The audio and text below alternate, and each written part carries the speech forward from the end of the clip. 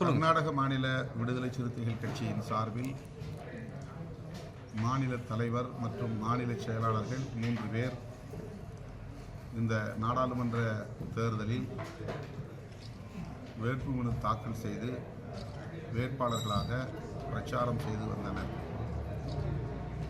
இந்த நிலையில் இது காங்கிரஸ் வேட்பாளர்களின் வெற்றிக்கு பாதிப்பு ஏற்படுத்திவிடக்கூடாது என்கிற காரணத்தால்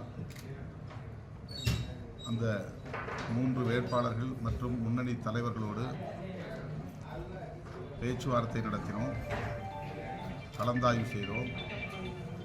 அதன் அடிப்படையில் 3 வேட்பாளர்களும் கர்நாடக மாநிலத்தைச் சார்ந்த முன்னணி பொறுப்பாளர்களும் காங்கிரஸ் வேட்பாளர்களை ஆதரித்து வாக்களிப்பது என்று முடிவெடுத்துள்ளோம்.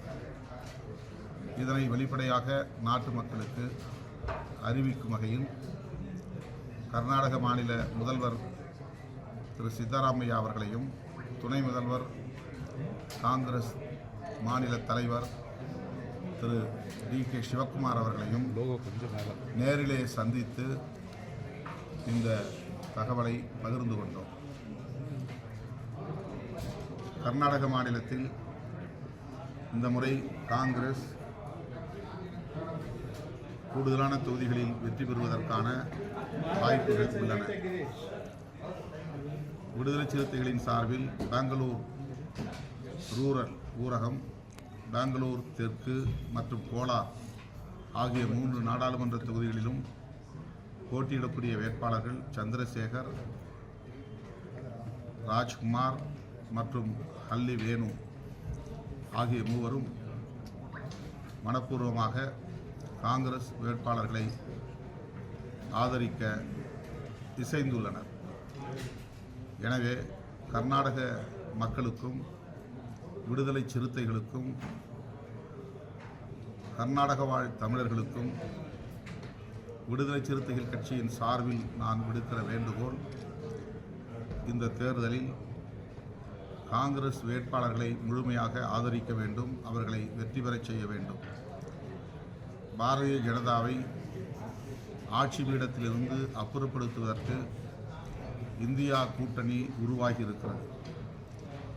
இந்தியா கூட்டணி ஆட்சி அமைக்க வேண்டும், பாரதிய ஜனதாவை அப்புறப்படுத்த வேண்டும். அதற்கு கர்நாடக வாழ் தமிழ் மக்களும் அனைத்து தரப்பு மக்களும் காங்கிரஸ் வேட்பாளர்களை ஆதரிக்க வேண்டும் என வலியுறுத்துவதோடு, கடைசி நாளான ஏப்ரல் 24ஆம் தேதி பெங்களூர் ரூரல், பெங்களூர் மத்திய தொகுதி, பெங்களூர் தெற்கு தொகுதி, பெங்களூர் வடக்கு தொகுதி மற்றும் கோலார் ஆகிய தொகுதிகளில் வேட்பாளர்களை காங்கிரஸ் வேட்பாளர்களை ஆதரித்து நான் பிரச்சாரம் செய்ய திட்டமிட்டிருக்கிறேன். எந்த அளவுக்கு நீங்கள் ரொம்ப பாசிட்டிவாக இருக்கீங்க? என்னென்ன உங்களுக்கு? தமிழகத்தை பொறுத்தவரையில் 100 விழுக்காடு திமுக தலைமையிலான கூட்டணி வெற்றி பெறும் என்று பெரிதும் நம்புகிறோம். பாண்டிச்சேரி உட்பட 40 தொகுதிகளிலும் திமுக கூட்டணியை வெற்றி பெறும். பாரதிய ஜனதா கட்சி அங்கே ஒரு சில இடங்களில் வெற்றி பெறும் என்பதை போன்ற தோற்றம், இங்கே ஒரு மாயத் தோற்றம் உருவாக்கப்படுகிறது. பாரதிய ஜனதாவை பொறுத்தவரையில் குறைந்தது 10 அல்லது 15 தொகுதிகளிலாவது அவர்கள் டெபாசிட்டை இழப்பார்கள் என்பதுதான் யதார்த்தமான உண்மை. ஆனால் அங்கே ஒரு சில இடங்களில் அவர்கள் வெற்றி பெறப் போகிறார்கள் என்பதை போன்ற ஒரு தோற்றத்தை உருவாக்குவது உண்மை அல்ல, அது ஏற்புடையதல்ல.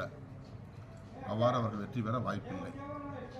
தமிழ்நாட்டில் திமுக கூட்டணி, அதாவது இந்தியா கூட்டணி 40க்கு 40 இடங்களிலும் வெற்றி பெறப் போகிறது என்கிற இந்த தகவல் தென்னிந்திய மாநிலங்களில் மட்டுமின்றி வட இந்திய மாநிலங்களிலும் இந்தியா கூட்டணிக்கு ஆதரவான ஒரு சூழலை உருவாக்கும் என்ற நம்பிக்கையும் உள்ளது.